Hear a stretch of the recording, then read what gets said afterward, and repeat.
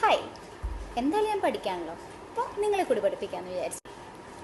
Indian നിയമചരിത്രത്തിലെ തന്നെ ഏറ്റവും ഗംഭീരമായിട്ടുള്ള case, yes, Kesavananda Bharati versus state of Kerala. ആരായിരുന്നു കേശവാനന്ദ ഭാരതി? അദ്ദേഹം കാസർഗോഡുള്ള എടനീർ മഠത്തിലെ അധിപനായിരുന്നു. അപ്പോൾ ഈ മഠത്തിൻ്റെ പേരിൽ കുറേയധികം സ്വത്തുക്കളുണ്ടായിരുന്നു. അങ്ങനെ ഇരിക്കെ കേരള സർക്കാർ ലാൻഡ് റീഫോംസ് ആക്ട് പ്രകാരം ഈ മഠത്തിൻ്റെ കുറേയധികം സ്വത്തുക്കൾ പിടിച്ചെടുത്തു. സ്വാമി കേസ് കൊടുക്കുന്നു, കേസ് സുപ്രീം കോടതിയിലേക്ക് എത്തുന്നു, പ്രശ്നം ഗുരുതരാകുന്നു. കേവലം ഒരു മഠത്തിൻ്റെ സ്ഥലത്തിന് വേണ്ടിയിട്ടുള്ള പ്രശ്നത്തിൽ നിന്ന് അത് പാർലമെൻറ്റും ജുഡീഷ്യറിയും തമ്മിലുള്ള ഒരു വലിയ പ്രശ്നമായിട്ട് മാറി.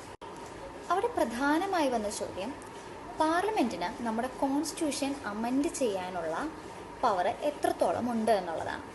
രണ്ടാമത്, നമ്മുടെ ഭരണഘടനയിലെ മൗലികാവകാശങ്ങൾ പോലും അമെൻഡ് ചെയ്യാനുള്ള പവർ പാർലമെൻറ്റിന് ഉണ്ടോ എന്നുള്ളത്. അങ്ങനെ ആ ചരിത്രവിധി വന്നു.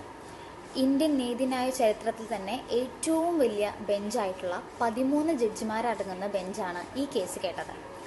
അങ്ങനെ കോടതി ഡോക്ട്രിൻ ഓഫ് ബേസിക് സ്ട്രക്ചർ എന്നിട്ടുള്ളൊരു കാര്യം ഇൻട്രൊഡ്യൂസ് ചെയ്തു. അതായത് പാർലമെൻറ്റിന് ഭരണഘടനയിൽ മാറ്റം വരുത്താം, പക്ഷേ അതിൻ്റെ അടിത്തറ മാറ്റാനുള്ള അധികാരം പാർലമെൻറ്റിന് ഇല്ല.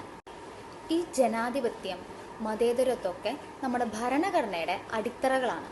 ഇതൊന്നും തൊടാൻ പാർലമെൻറ്റിന് പറ്റില്ല.